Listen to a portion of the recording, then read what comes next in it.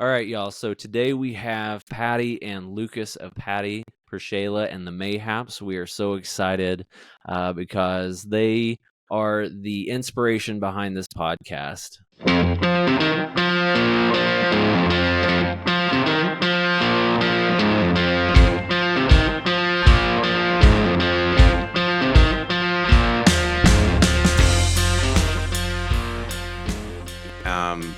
You guys are the reason we're doing this podcast.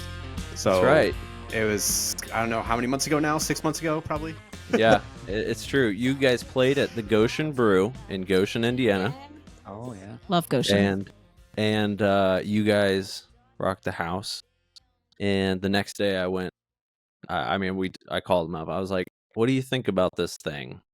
I got an idea." And you guys are the good reason why we kind of jumped into it and started. This has been a 6-month process. Right now, you guys are our fourth band in the backlog, because that's what we're doing right now is we're building a backlog before we just kind of launch the podcast, before we have to put a ton of work into it. We want to be able to put one out a month, and then if we could eventually get down to once every 2 weeks or so, that would be the goal. Justin and his wife is expecting here pretty soon, so I don't know how much time he's gonna have to be able to do this. So we're just kind of building that backlog right now and hoping to launch in January. So I was like, well, what better band to talk to and share the world with than Patty, PerShayla, and the Mayhaps. And so I'm so pumped that you guys jumped on with us today. Hey, thank you. That makes me so happy to hear. Yeah. So I mean, I didn't get to see you guys live. So Goshen's my hometown, but I live in South Carolina now, just north of Greenville. And but love Greenville. It's so nice. And as soon as Ryan, was telling me about you, I got on. I was like, I told my wife, I'm like, you need to listen to this. It's fantastic. So we've really been digging you guys, and so excited. So I don't know. I think Ryan sent it to you earlier, like the updated pre-flight checklist, but we kind of have some questions that we just want to be able to like ask, recording and gigging guitarists, bassists to kind of help out up and coming aspiring musicians. So like the first question, I guess, just kind of like, what was a breakthrough or like an aha moment either of you had that took you from kind of like a beginner to an intermediate in that learning process? I think for me, I continue to have those moments all the time. So it's hard to pin down one, but I will say that I remember when I started playing when I was 15. Mm-hmm. And I'm self-taught. And once I overcame bar chords, I mean, I guess that's not an intermediate thing, but like I feel like that was my moment where it was like, okay, I can do anything now that I can do this, because that hurdle, like I was cussing it out, and at the time a good Christian girl, cussing out my guitar every day once I was trying to get those bar chords. I feel like if you can overcome that, you can regularly play guitar confidently. So did your voice come first, or was it a guitar? Like, did you discover your voice, and then you put the guitar over that?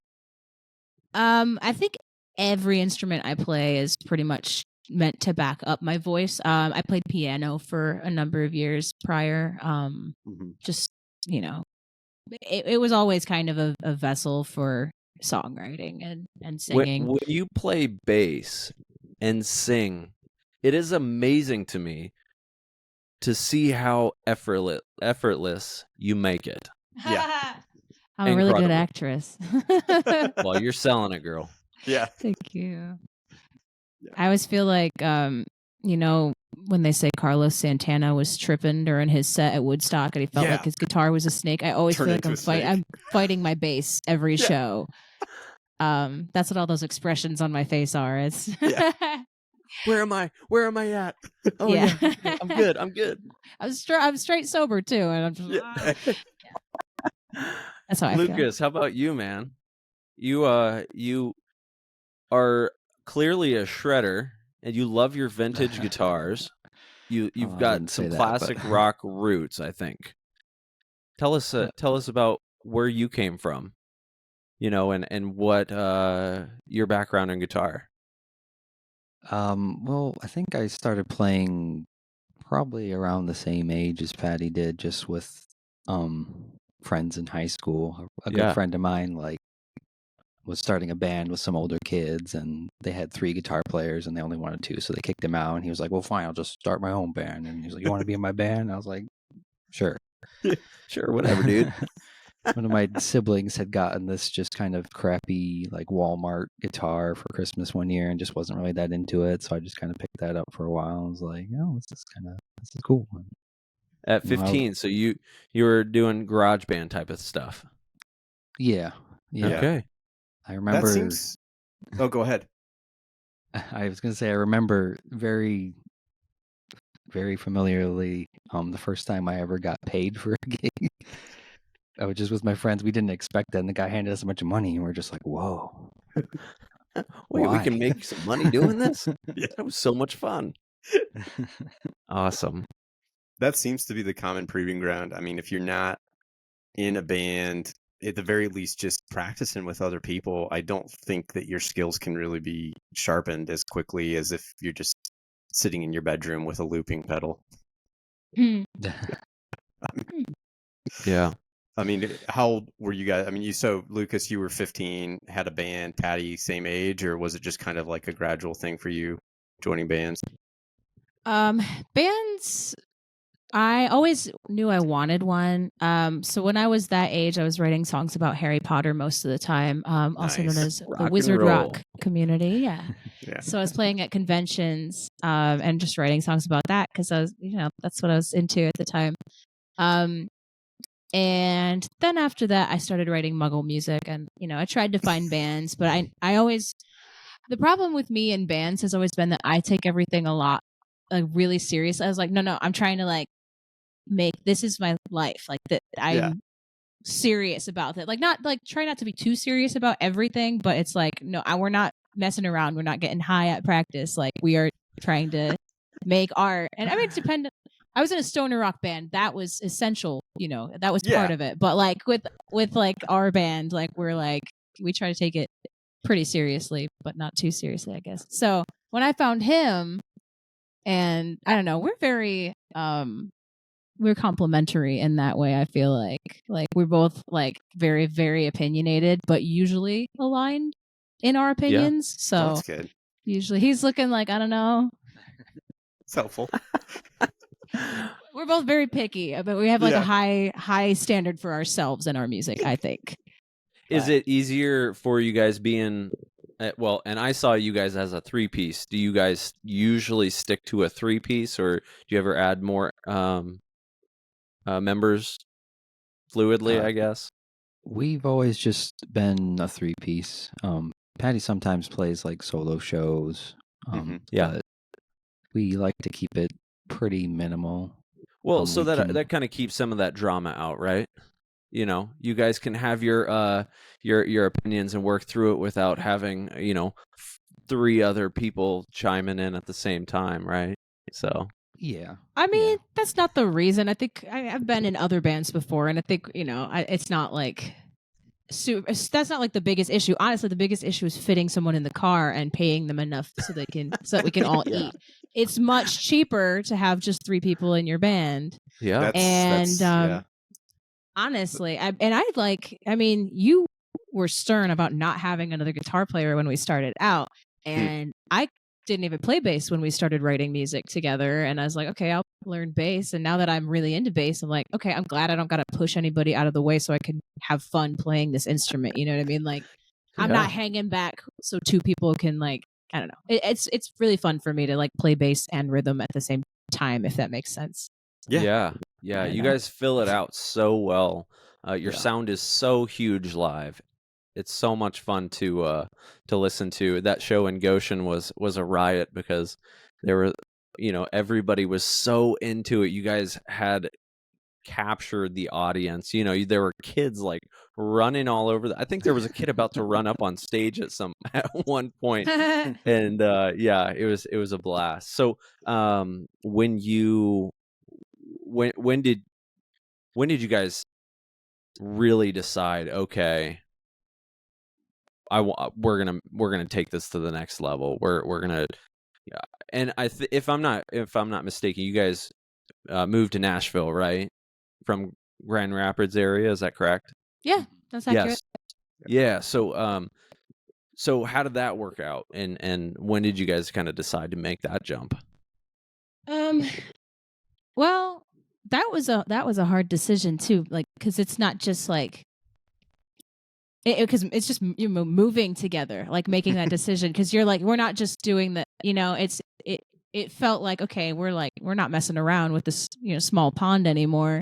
Yeah. And that's not dig on Grand Rapids. The Grand Rapids music scene is, I love it. I miss it in a lot of ways, but you don't go to Nashville unless you're just trying to push yourself, like proficiency wise, honestly, and just like be serious and like try to hang, because you're in very everybody's doing their best down here. Like, I've never seen a bad show.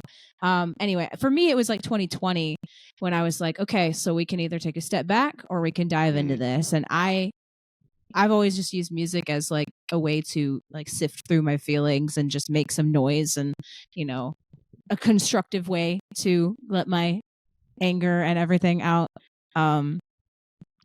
And so I really needed that outlet in 2020. And I was just like, we kind of done everything I think that we can do in Grand Rapids. And then I was just like, what do you think? Do you want to move? And he just goes, yeah, this place is tapped. I'm like, oh, all right. Yeah. Let's push the ceiling up, right? Basically. Yeah. Well, we just wanted to like physically go further, like with touring, I mean, our goals are not that lofty or unattainable, like, but I think we just needed, we didn't want to just be a Michigan band. Like, I feel like we're more Midwest with a little bit of South, depending on the week. Yeah. And maybe, do you think who you're playing with as well? Who's in your lineup? Sorry, what about that? Your sound kind of moves fluidly between that how your songs are played, depending on how like who you're touring with, like other bands. Maybe does that affect how you guys approach a show? Like, who's on tour with you? Gotcha. Yeah, we haven't like toured alongside that many bands. I think the Accidentals would be the only one that I can think of regularly, but I mean, it changes it a little bit. Honestly, we don't have that many songs to change it up all the time anyway. Yeah, I think we're up to like 16 songs of our own. And we try to keep it interesting for ourselves too, but it definitely, like, working with them and touring with them has definitely changed my approach with a lot of things. Like, I don't know, they made all the mistakes so I don't have to, kind of thing. So it's been really good. That's what they said to me. I love it. I'm like, okay, that's awesome. I'm sure I'll still make some, but yeah. So, speaking of your set list, I mean, one of the things I've noticed is just your guys' ability to do these covers. I think I saw a cover of Moby Dick that you did. That was just incredible. I mean, every single one of you. I mean, especially, is Alec your drummer? He is the drummer on all of our recordings to date. He moved out to Washington, so he's just growing roots on the West Coast now. There you go. So we've been rocking with a couple different people trying to find the next fit.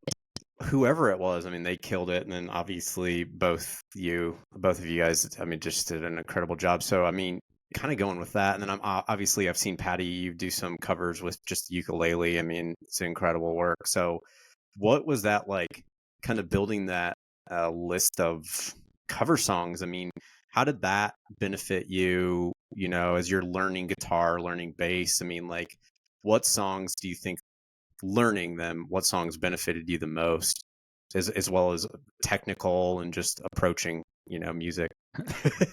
I don't know if I know a specific thing. When I suggest covers, a lot of the time I end up regretting it because Every time. I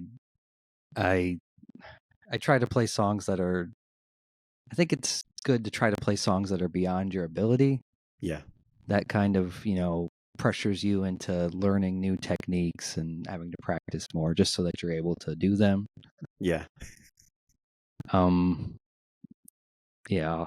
We recently started playing this Pretenders song. That was your idea. Which was my idea.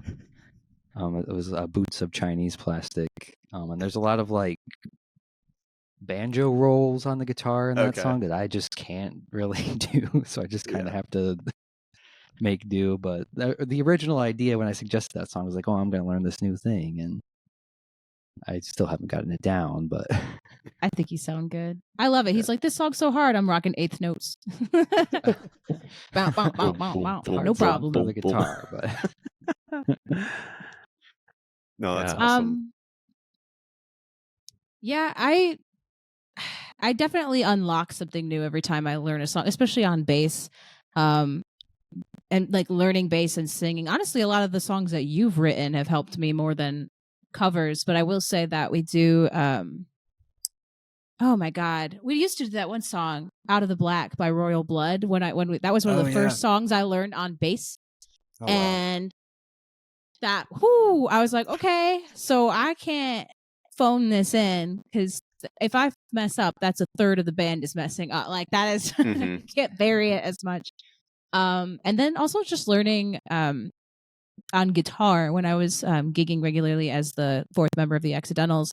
Any of their songs helped me because I was like, what the hell is this? What's a 13th chord?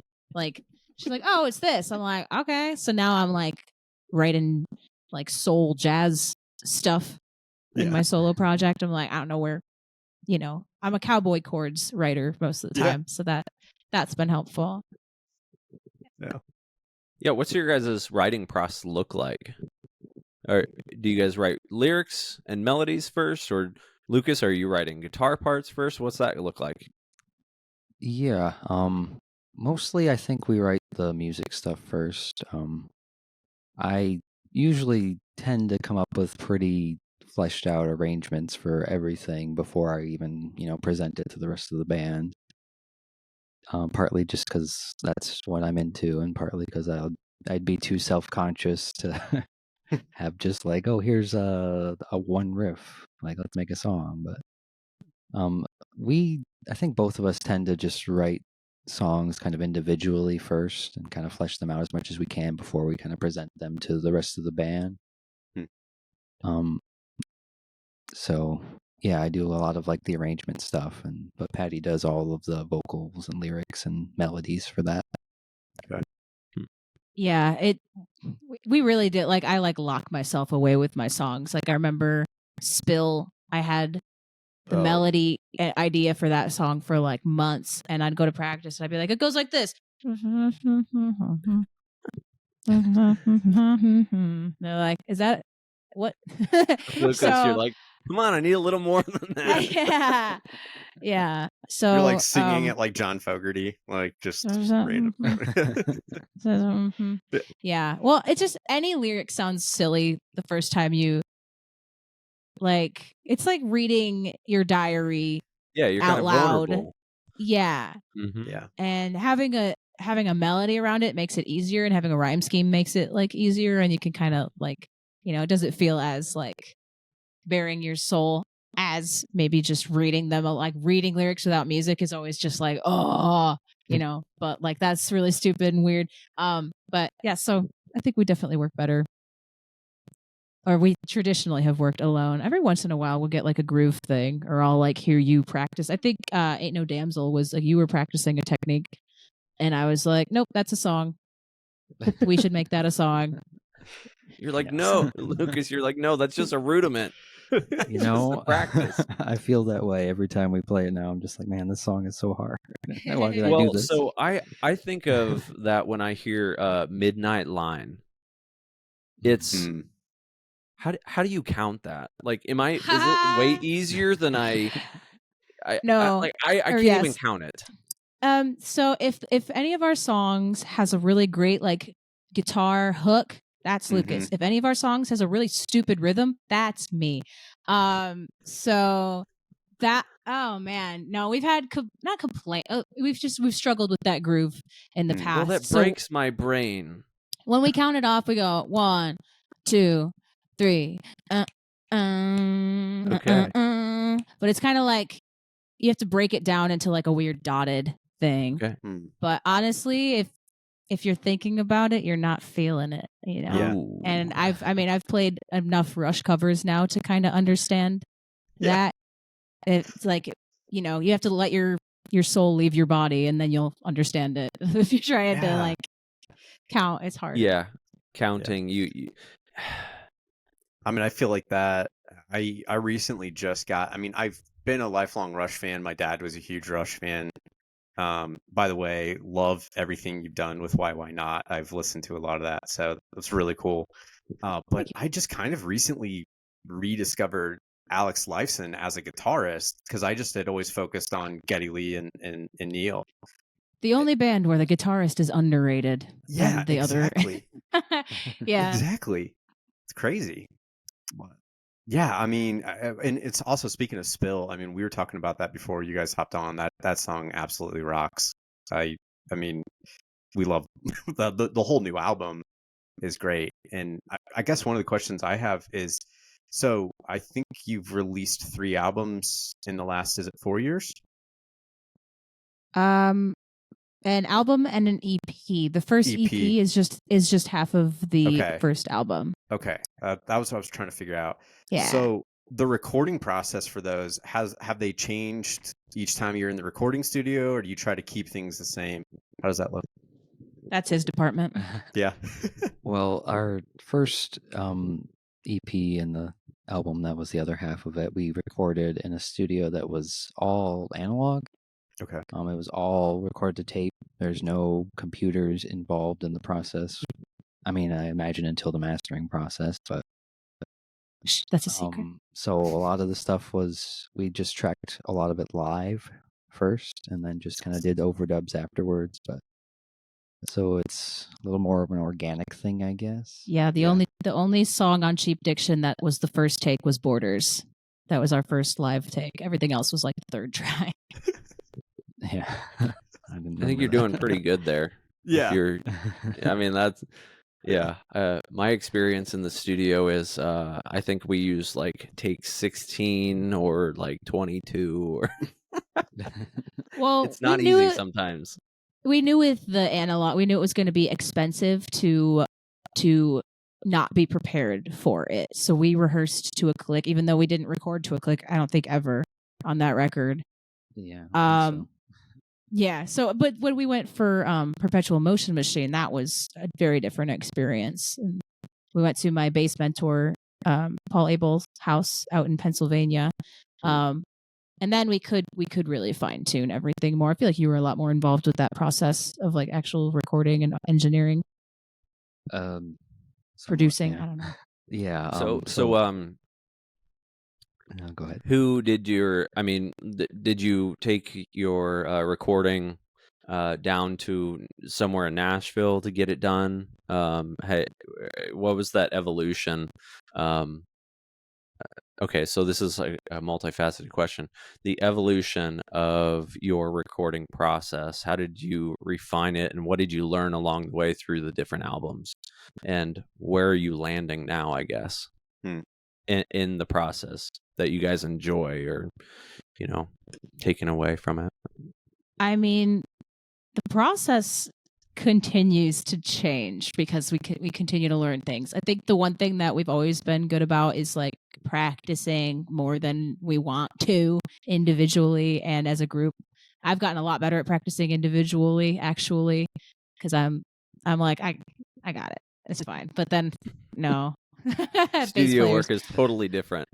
Yeah, as a singer, I'm always like not worried about it, but as a bass player, I'm like, oh, it's how fast now? With I Want It Faster. But like, I don't know, with Motion Machine, we knew most of what we wanted to do except with the title track, I think. And so then we just went with, like drums and then bass and then guitars and vocals and stuff like that.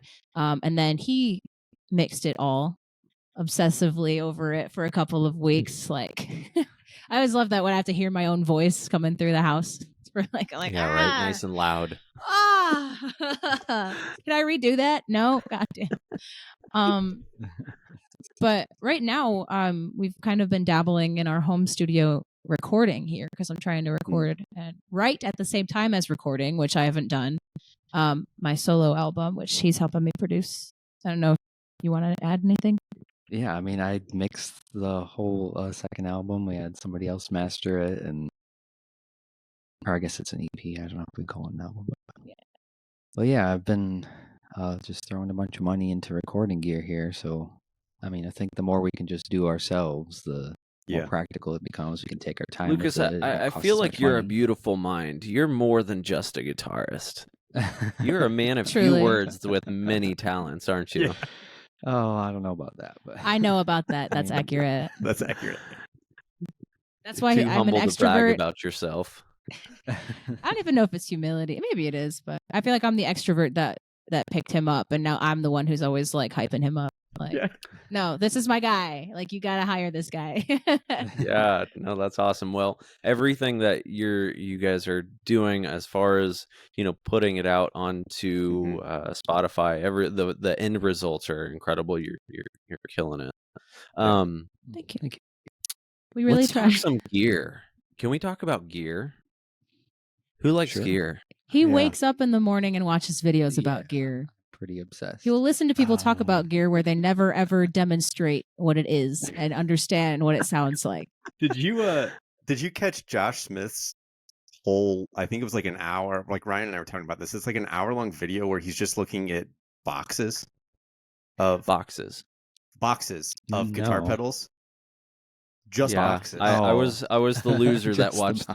Sorry, Josh, if you ever watched this. Yeah, I'm the loser that watched the entire episode. He found this guy down.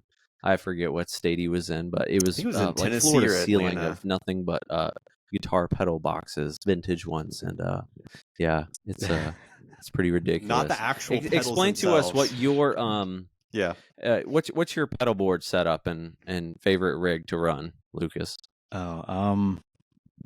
I recently kind of downsized my pedal board. I just kind of wanted to keep it more simple. Instead of having, 5 different overdrives that nobody can tell the difference between. It's basically, I generally like to run the amp a little bit dirty and then just kind of boost into it with like a tube screamer. The thing is that when you're running the amp dirty, it tends to be pretty loud. So I have, and the sound guys do not like that. So I recently got a pedal that is kind of an amp in a box sort of thing. That's a similar vein of the amp that I have. And I have the amp turned up really loud and then I use the pedal to turn it down. Yeah, sure. Kind of like an attenuator. Yeah, more or less. And that seems to, I can get a sound that I'm pretty happy with at a volume that the sound guy will be happy with. What's that box that you use? It's a ZVEX 59 sound is what it's called. Okay. It's a variation of their Box of Rock, which is a pretty popular like kind of Marshall style thing. But this one's more like a Fender Bassman in a box. Okay, cool. Okay. Yeah, and guitar wise, what do you love? I know what you love, but what do you love? Well, I've been a Telecaster guy for a while now. I never used to be. I always used to like talk crap about them because I had a friend who really liked them, and I was like, man. But I found this one at Guitar Center that I just really vibed with, and I just kind of got hooked from there. Yeah. But you never played it on the most recent album. Yeah, well, I did. Okay. I didn't know that. But I think like a year and a half ago or so, I got a SG. That's kind of inspired me to write. I mean, pretty much the whole most recent album we did was songs that I wrote inspired by the SG and just something different. But those are my two go-to. I mean, those are the only two electric guitars I currently have. I'm too poor to afford more, which is probably a good thing. But a different guitar inspires you to play differently. It sure does. Yeah. So you can never have too many. It has they each have We have their too own many. flavors. Yeah. Yeah. Yeah, I feel that way about like every stringed instrument ever. It's like, oh, this is a ukulele song, but it doesn't work on guitar for some reason, and vice versa. Yeah. Yeah, I think I What just saw... What about you, Patty? As far as bass, what do you connect with? What do you got? So I don't prefer to switch my instrument very much on set. As when I was with the Accidentals, I had like 4 instruments I had to switch all the time. I said, nope, hate that. So I loved it, but also I was like, this is too much like athletics. So I just bought a Valenti 5-string jazz bass with Aguilar pickups, and it's got like active and passive options, and it gives me a little bit of that like drive and that active sound that I really like. And that's my baby right now. I've definitely been more aggressive at playing, and then I also have a P bass just because it's got a very different thing that for like the singer-songwriter stuff, I don't think the active bass will really work as well. But yeah, it's more of a mellow sound, kind of a foundational type of tone, right? Yeah. Yeah. And then like my favorite pedal you bought me for Christmas a couple of years ago is my YYZ. You bought 3 of my bass pedals for me. I love it. He does all the research, and then I get the present. That's great. Lucas, can you send my wife some recommendations for Christmas presents? That'd be great. Oh yeah. I'm just gonna use you to do my shopping. Just let me know what you're into. I'll find something for you. Yeah. No, I think I saw the video, Patty, of you shopping for that Valenti. I think you had like posted it. Yeah. That was that's this funny thing how we all Lucas watches gear videos, how we can all just sit and watch someone else shopping for a guitar or a bass and be just as excited as that person that's going to make that purchase. Yeah, it's fantastic. Aww. But that was fun. Shout out to Low End Bass Shop in Nashville. Yeah. So when you guys go check new instruments out, I mean, what do you typically do? Like, you run it through the paces. I mean, are you playing the same riff on each one, or are you just kind of seeing how it connects? What's your process look like? Well, step 1 is I always bring Lucas. It's every time. Yeah. We recently bought this. It's a Taylor something or other acoustic because I wanted. I was playing an Ovation, and it. As much as I loved it as a live instrument, the neck didn't feel right. I bought this guitar on my first acoustic online without ever playing it. Don't do that. That's my first recommendation. But I really liked the way this one felt. And then I always, I do have my go-to riffs and things. I always play like Limelight by Rush. And then when I was shopping for bass, every time I pick up a bass, I am playing Heart of the Sunrise by Yes. Every time. Nice. Yeah. But yeah, we test everything out. And then he always tells me to buy something more expensive. And then I do. If you're spending $1,000, just spend another $1,000. What's another 1,000? Yeah. At some point, it actually makes, it's fiscally more responsible. You're gonna lose money in the long run by not spending that extra 1,000, I think. Maybe. I mean, I know when you bought your SG, how many SGs did you play leading up to that? Probably only a few, but I don't know. For me, the process, I guess for electric guitars is when I pick one up, I first just play it unplugged. Yeah. And if it's loud, if you can feel the body resonating, that's a good sign. There's a lot of guitars out there that you can, hit an open E chord or whatever, and it just kind of sounds dead and lifeless, unplugged, and I find that if it sounds good unplugged, then it's going to sound good plugged in. So that's the most important thing, I think, for me, is to try it out. Like she said, don't buy a guitar online without trying it out first. It was blue. It's in my very defense. tempting sometimes, but so you're trying out a couple SGs. Did you go in wanting an SG, or were you just looking for something with double humbuckers, or was it just kind of a... Well, my Telecaster it has an ash body, so it's quite heavy. So the thing I was looking for was a guitar with humbuckers that was light. And, that's an SG. Les Paul is going to be even heavier. And so, plus I am, AC/DC is kind of my guilty pleasure band. And there's nothing guilty about that. I don't think so either. Yeah.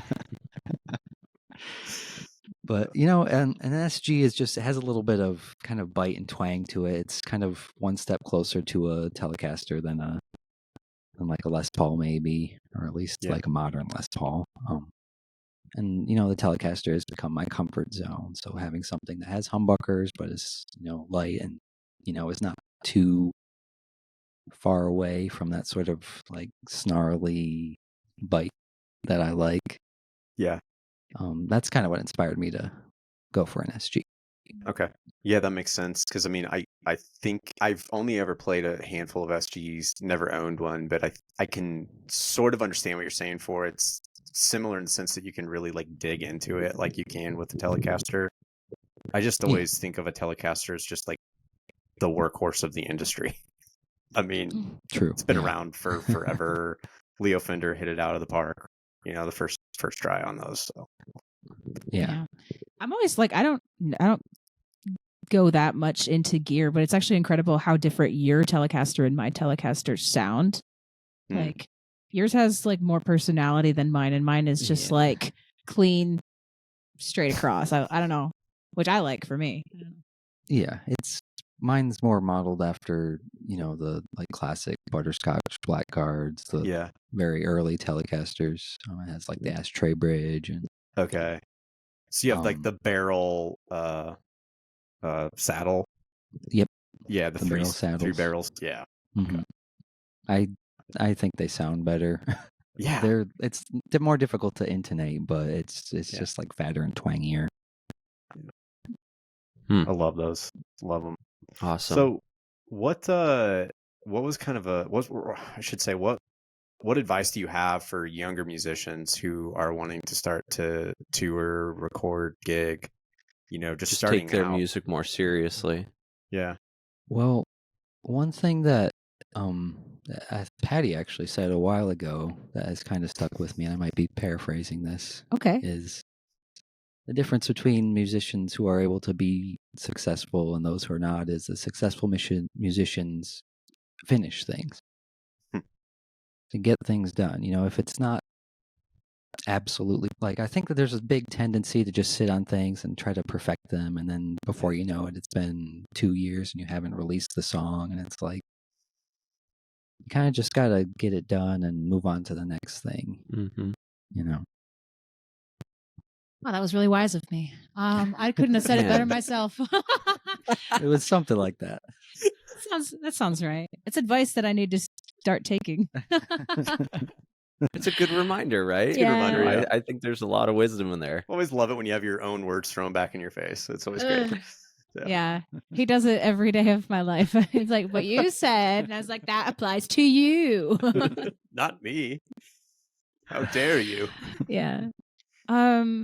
Yeah, I think the other thing that I would say is to just like really go to a lot of shows and like study. I don't want to say study as much. Like you don't have to dissect everything, but like I find that I'm a much better musician when I'm watching other musicians or just listening to a bunch of new music, and maybe even if it's not in the realm that I normally would. I mean, I don't know, just like be open to that and lean on your community, because I think we waited a little too long, maybe even to like get started on Patreon and stuff like that. Like, I mean, depending on where you're at, it might be like daunting to start like a platform where you're like, oh, help fund my music, and I will just give you extra music, stuff like that. It's kind of a weird concept to figure out how you would set something like that up. But it's been really nice to like lean on our community, because it's, I don't know, art is important, and it's nice to find people who agree with that. And just other people who will like not even just like fund you, but help support you, or like give you advice, or sell your merch, or stuff like that. You don't have to do it all yourself. More advice that I should take. Yeah. So when it comes to the booking, the networking, how have you guys been able to and what connections, not specifically, but like what kind of connections are you like looking to kind of drive those next stepping stones to kind of meeting those goals? Yeah, that's the question in December, isn't it? We got a booking agent last year. Her name is Regine. We're with Black Oak Artists, and they help a lot of like independent artists, and I don't. It really does feel like a community, like kind of family thing, because I never feel like they're just doing this to make money, or like they're gonna drop me if something is weird, have a weird month or something like that. So I'm really grateful to have her doing that, because that means that that's the hardest thing to do as an artist. Like even me, I'm very administratively like inclined.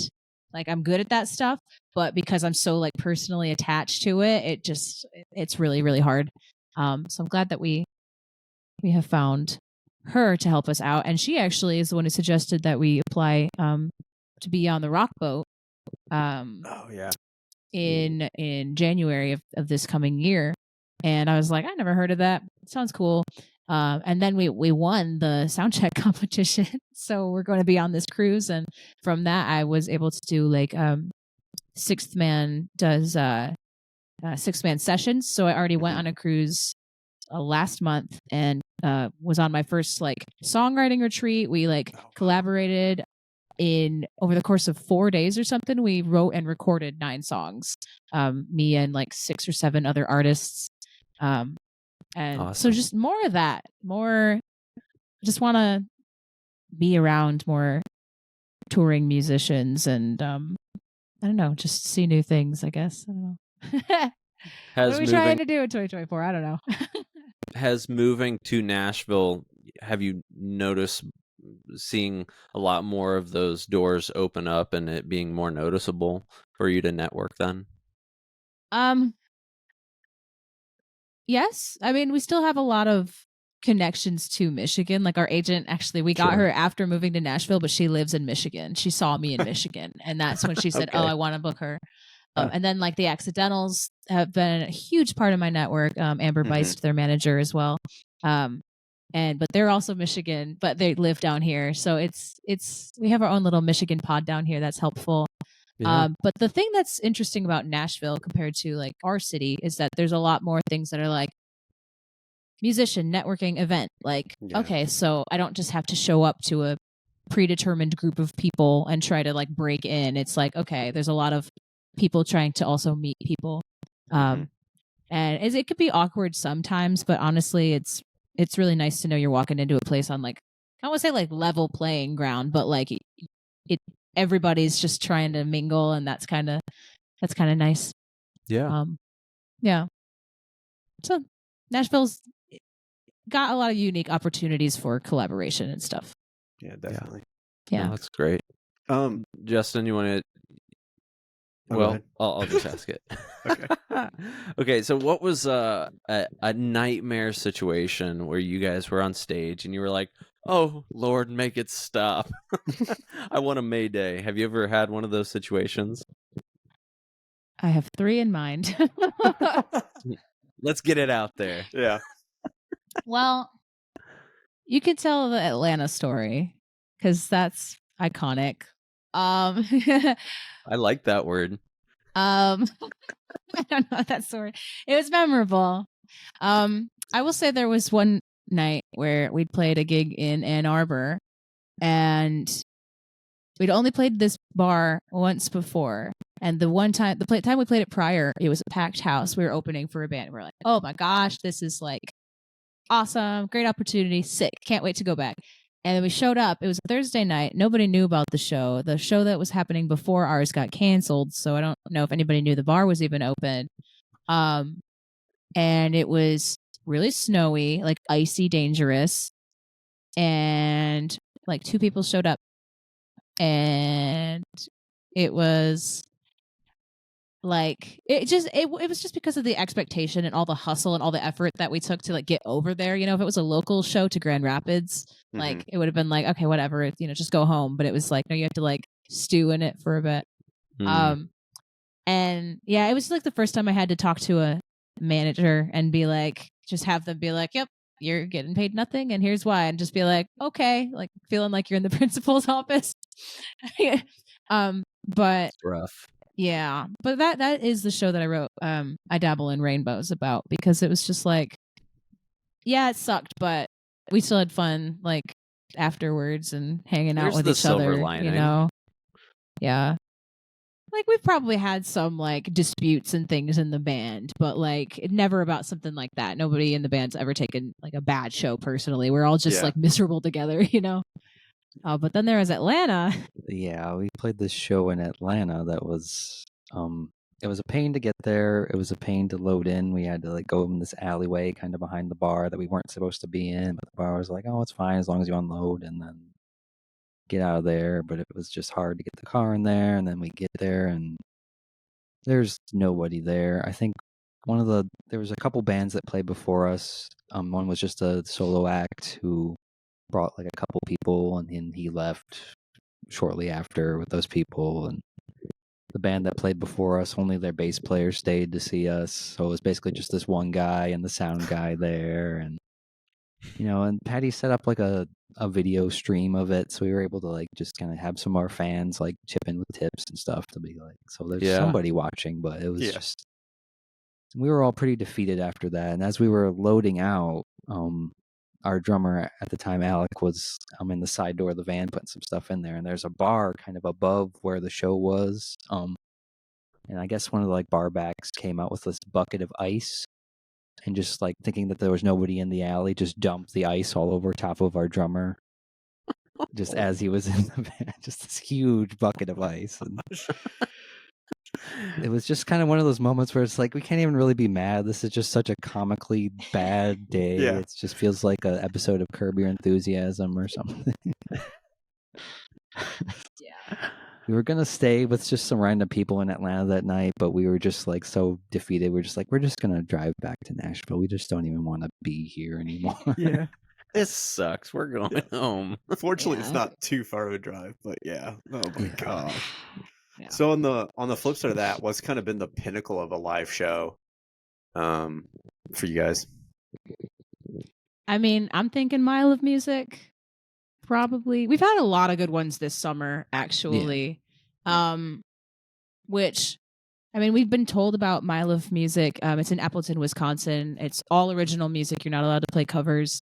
And they take really good care of you. They give like musicians, it's first come, first serve, but they have like healthcare and like mental health and discounts. All the little shops around town have discounts and stuff. And they pay you well and feed you all week. And we were just like in this courtyard for like the Hilton up there. And all of a sudden I don't even know how many people were there. I could not quantify the number of people that were there, but it was packed. And we had just released our album, our EP. And I planned it around Milo Music because I was like, I've heard good things. I think this is going to be the day. Like, this is going to be the time to release it. And I calculated that well because it just felt so nice to release something and not stress about selling tickets to something and just be like, this is our new music, and just have like a bunch of people I've never seen just really into it. And yeah, and they invited us back to play New Year's. So that's awesome. That should be exciting this year. Yeah. That for me was like the highlight of, I was like, you know what? For every stinker, there's one of these. There you go. There you go. I don't know about you. Yeah, I mean, the Mile of Music was really good. We also played this festival in Hastings, Michigan, Hmm. the past summer. I forget what it was called. Fairground Festival. First It's annual. the first time they ever did it, but we were the second band playing, but the crowd there was really big, and it was just one of the best performances we've been able to do throughout that whole tour. I think we're all really hyped and really confident with how we played, and then we were, like I said, we were the second band to play. So after that, I got to just kind of Grab an chill entire bottle of wine from the green room to yourself. Well, there was all this wine in the green room that nobody else was drinking, so I'm No. just like, I'm just gonna find It's a there, lawn chair I'm and here. vibe for a while, Yeah. you know. Why not? We almost never run up our entire tab at a set, so him taking a bottle of wine is like a big deal in this band. It's like, whoa. But the headlining act for that festival was Joseph. I don't know if you're familiar with them, but they were just phenomenal, and it was Sister a Trio. really good time. Mhm. Okay, that's cool. So good. Awesome. Well, I mean, we just thank you. I mean, obviously, we're still new into this whole process, so we're kind of working out the kinks and what kind of questions we need to be asking. But we, again, just thank you so much. And I know you guys just released Perpetual Motion Machine this year. Seems like it's doing really, really well. Obviously, you guys had a pretty successful tour on it too. Are you planning on touring more on that album in 2024? Or is it just kind of you leaving it open? I mean, I know you said taking this month to kind of figure that out. So, Yeah, I mean, we're definitely still going to be playing the record and kind of rocking the set. We're just kind of fine tuning it and coming up with some new tricks up our sleeve for the rock boat specifically, because we've got 4 shows on the boat and we're trying to figure out how to like give some variety. And then, like I said, I'm doing some recording a solo record right now. We're recording my solo record right now, which I'm not trying to tour too heavily, but it's just like something I need to get through before we can write the next EP or album. But yeah, we're gonna continue the Perpetual Motion Machine and figure out what's next, because we don't know. Yeah. More. Yeah. What separates your solo album from the Mayhaps? What's the difference? The Mayhaps is more electric and rockin' and more angry, and Lucas writes most of the instrumental part, or like most of the guitar and the arrangements. With my solo, it's more like acoustic, sad, poppy. Okay. Yeah, but You like play I think piano a song. on that? I don't think so. Yeah. Maybe here and there, like a keyboard thing. But it's not really that. I don't hear myself in piano. Also, we don't own a piano as part of it. So yeah. But like I think a song like Real Problems is a good example of like where like my songwriting sort of thing comes from, because that's like the center of the Venn diagram of the Mayhaps and me solo, I think. So we'll find out. Yeah, so no tour dates set for 2024 at this point, really? We're going on a short tour in January leading up to the Rock Boat. Yeah. I know we're playing the Basement in Nashville. I know we're playing Smith's Old Bar in Atlanta. I know who we are. No, shush, no, that happened somewhere else. And then we're playing somewhere in Tallahassee, Riverside, something at the Riverside. Yeah. And then we'll be up and down Michigan and Wisconsin and Illinois, Indiana. I'm sure if Goshen asks us back, we'll probably go too. So Rock and roll. yeah, I'll be there.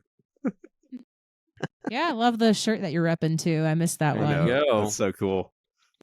Who did your artwork? That's Dawn Aquarius. And it's kind of inspired by like a Jimi Hendrix design. Yeah, and it's Definitely. amazing. I steal. My wife bought this shirt from you, and I steal it from her. That's the way to do it. Yeah. Well, man. rock and roll, guys. Patty, PerShayla, and the Mayhaps. Lucas and Patty, you guys are rock stars. Yeah. Thank you so much for joining us tonight. And we just wish you the best for 2024. And we want to see you guys blow up, have fun, and yeah, just keep on rocking. Yeah. Hey, thank you. Congrats Yeah. on the For having us. podcast Yeah. Thanks. Thanks. Yeah, appreciate it. and the upcoming baby. It sounds like. Congrats on that. Yeah, too. that's just trying to get sleep while I can. So He has Yeah. no idea. That's how I feel prepping for like while I'm not on tour. yeah. Same situation, same exact. Same exact Yeah, situation. totally.